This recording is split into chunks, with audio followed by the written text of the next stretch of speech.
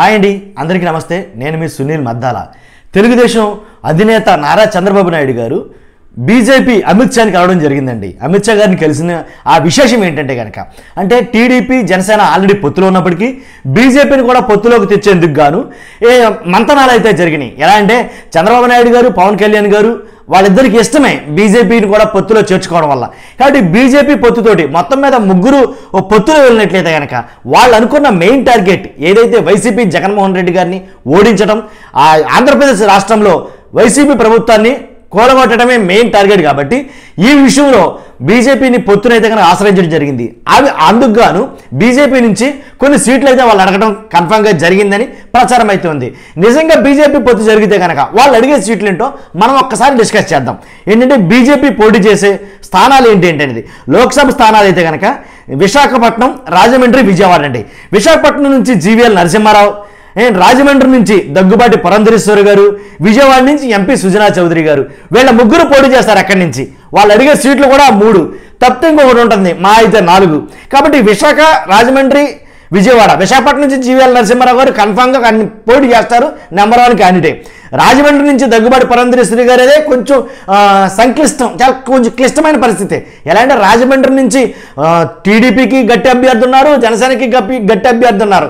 కాబట్టి రాజమండ్రి నుంచి దగ్గుబాటి పురంధరేశ్వరికి అవకాశం దక్కదో తెలియదు, కానీ మొత్తం విజయవాడ నుంచి అయితే కనుక ఎంపీ సుజనా చౌదరి గారు పోటీ చేసే అవకాశం ఉంది. అలాగే మిగిలిన అసెంబ్లీ సెగ్మెంట్స్ చూస్తే కనుక విశాఖ నార్త్ నుంచి విష్ణుకుమార్ రాజు గారు గతంలో గెలిచారు. ఈయన రాజమండ్రి అర్బన్ నుంచి సోము వీర్రాజు గారు, అలాగే పి గన్నవరం నుంచి మానేపల్లి అయ్యాజీవం గారు, కైకలూరు నుంచి డాక్టర్ కామినేని శ్రీనివాస్ గారు, అలాగే గుంటూరు వెస్ట్ నుంచి వల్లూరి జయప్రకాష్ గారు, శ్రీకాళహస్తి నుంచి జి భానుప్రకాష్ రెడ్డి గారు, జమ్మలమడుగు ఆది నారాయణ రెడ్డి గారు, ధర్మవరం నుంచి వరదాపురం సూరి గారు, తిరుపతి నుంచి మాజీ ఐఏఎస్ రత్నబాబు గారు తనయ్య ఎవరైతే ఉన్నారో నిహారిక గారు ఇక్కడి నుంచి అయితే కనుక పోటీ చేసే అవకాశాలు ఉన్నాయి.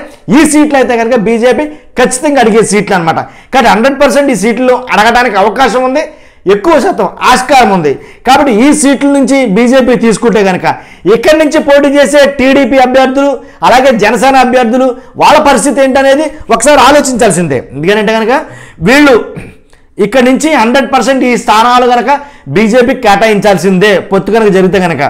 కాబట్టి అంతేకాదు, ఎలా అంటే వాస్తవంగా అయితే కనుక ఎంపీ స్థానాలేమో ఇంచుమించుగా 4-5 స్థానాల దాకా అడుగుతారు.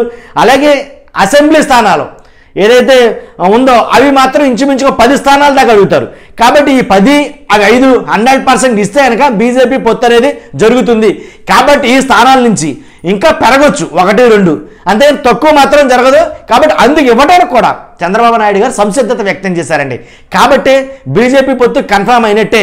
ఆల్రెడీ పవన్ కళ్యాణ్ గారు ఆ విషయం ఆల్రెడీ చంద్రబాబు నాయుడు గారు మాట్లాడి రావడం జరిగింది.